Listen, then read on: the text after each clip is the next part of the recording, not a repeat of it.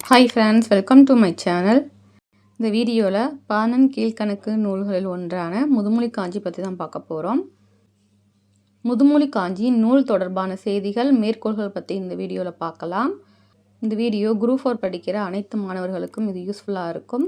நம்ம சேனலை first time பார்க்குறவங்க சப்ஸ்கிரைப் பண்ணிக்கோங்க. லாஸ்ட் வரைக்கும் ஸ்கிப் பண்ணாமல் பாருங்கள். முதுமொழி காஞ்சி நூல் அமைப்பு. ஆசிரியர் மதுரை கூடலூர் கிழார். இவர் பிறந்த ஊர் கூடலூர், வாழ்ந்த ஊர் மதுரை. முதுமொழி காஞ்சியின் பாடல்கள் மொத்தம் 100. பாவகை குறள் தாளிசையால் ஆனது. முதுமொழி காஞ்சி காஞ்சி திணைகளுள் ஒன்று. இதன் காலம் சங்க காலத்திற்கு பின் அல்லது கிபி 5ஆம் நூற்றாண்டு. முதுமொழி காஞ்சி 11 கீழ்கணக்கு நூல்களுள் ஒன்று. பெயர் காரணம். முதுமொழி மூத்தோர் சொல் பழமொழி என்று பொருள் தரும். காஞ்சி மகளிர் இடையணி நிலையாமை பற்றி கூறுகிறது. மூத்தோர் சொற்கள் பலவற்றை கோர்த்த கோவை முதுமொழி காஞ்சி எனப்படுகிறது. முதுமொழி காஞ்சியின் வேறு பெயர் அறவுரைக்கோவை, ஆத்திச்சூடியின் முன்னோடி. பொதுவான குறிப்புகள்: 10 பிரிவும் பிரிவுக்கு 10 பாடலுமாக உள்ளது. 10 அதிகாரம், அதிகாரத்திற்கு 10 பாடல்கள் வீதம், மொத்தம் 100 பாடல்கள்.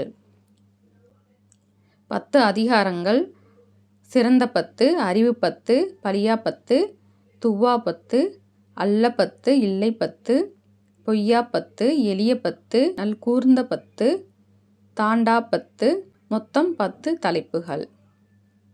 ஒவ்வொரு 10ம் ஆற்களி உலகத்து என்று தொடங்குகிறது. இதன் பாடல்கள் குறள்வெண் செந்துறை என்ற யாப்பால் ஆனவை. உரையாசிரியர் செல்வகேசவராய முதலியார். அவர் தம் பாடல்களை நச்சினார்க்கினியார் முதலியோர் மேற்கோளாக கையாண்டனர். இவர் பிறந்த ஊர் கூடலூர். இந்நூலின் காலம் 5ஆம் நூற்றாண்டு. 11 கீழ்கணக்கு நூல்களுள் ஒன்றான இந்நூல் உலகியல் உண்மைகளை தெளிவாக எடுத்து இயம்புகிறது. இளமையை காட்டிலும் நோயற்ற வாழ்வே சிறந்தது என்றவர் கூடலூர் கிழார். காஞ்சி என்பது காஞ்சி திணையில் தொல்காப்பியர் காட்டும் ஒரு துறையாகும். தொல்காப்பியத்தில் கழிந்தோர் ஒழிந்தோருக்கு காட்டி முறைமை என்னும் துறை என்று விளக்கப்பட்டுள்ளது. கிழார் என்னும் குறிப்பால் இவர் வேளாண் மரபினர் என்று கூறுகின்றனர். சங்க நூற்களில் குறிப்பிட்டுள்ள கூடலூர் கிழாரும் இவரும் ஒருவர் இல்ல. சங்க நூலில் குறிப்பிட்டுள்ள கூடலூர் கிழார் புழுத்துறை முற்றிய கூடலூர் கிழார் என்று குறிக்கப்பெறுகிறார்.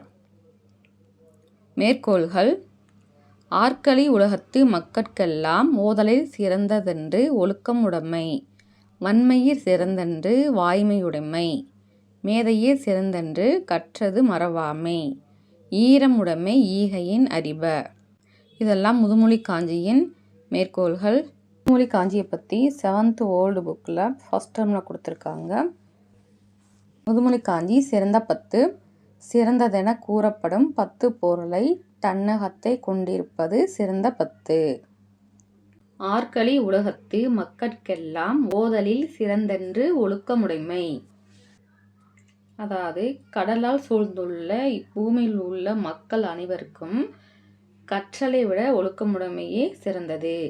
காதலில் சிறந்தன்று கண்ணஞ்சப்படுதல். பிறர்க்கு அன்பு காட்டுவதிலும் செயல்களால் அவர் போற்றும்படி நடத்தலே சிறந்தது. மேதையில் சிறந்தன்று கற்றது மறவாமை. நம்ம எவ்வளவுதான் கல்விகளை கற்று அறிவுடையவராக இருந்தாலும் கற்ற பொருளை மறவாமல் இருப்பது மேன்மையானது. வன்மையில் சிறந்தன்று வாய்மையுடைமை. வளமான வாழ்க்கையை விட வாய்மை உடையவராக, அதாவது வலிமை உடையவராக இருப்பது சிறந்தது. இளமையில் சிறந்தன்று மெய்ப்பினி இன்மை. இளமையை காட்டிலும் நோயற்ற வாழ்வே சிறந்தது. நலனுடைமையின் நாணும் சிறந்தன்று. அழகாய் இருப்பதை விட நாணமுடன் இருப்பது மேலானதுன்னு சொல்றாங்க. குலனுடைமையின் கற்பு சிறந்தன்று. குலப்பெருமையை விட ஒழுக்கம் சிறந்தது. கற்றலின் கற்றாரை வழிபடுதல் சிறந்தன்று. நம்ம நல்ல சிறந்த நூல்களை எல்லாம் கற்றலை விடவும் கற்றறிந்த பெரியாரை பின்பற்றி நடத்தல் சிறப்பு. செற்றாரை செறுத்தலில் தற்செய்கை சிறந்தன்று. செற்றார்னா பகைவர், பகைவரை தண்டிப்பதை விட அவருக்கு நன்மை செய்தல் சிறந்தது. முன்பெரு களின்பின் சிறுகாமை சிறந்தன்று.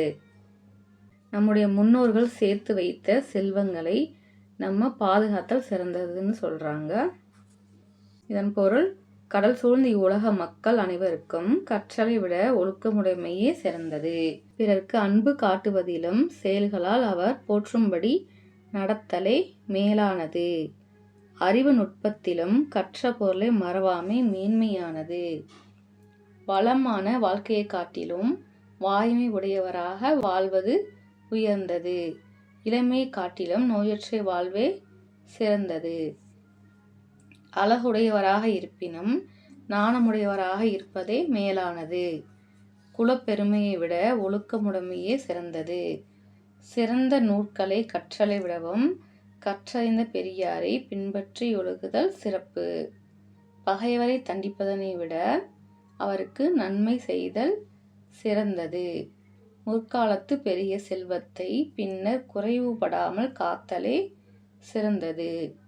சொற்பொருள், ஆர்களி நிறைந்த ஓசையுடைய கடல், காதல், அன்பு, விருப்பம், மேதை, அறிவு நுட்பம், வன்மை, 3 சொல்லினா வருது, ஈகை, கொடை, பிணின நோய், மெய், உடம்பு, நாணம், செய்யக்கூடாததனை செய்ய அச்சப்படுதல், சிறந்தன்றுனா சிறந்தது, வழிபடுதல், போற்றி வணங்குதல். ஆசிரியர் குறிப்பு: பெயர் மதுரை கூடலூர் கிழார், பிறந்த ஊர் கூடலூர். சிறப்பு: இவர் தம் பாடல்களை நச்சினார்க்கினியர் முதலிய நல்லுரையாசிரியர்கள் மேற்கோள்களாக கையாண்டுள்ளார்கள். சங்க காலத்துக்கு பின் வாழ்ந்தவர்.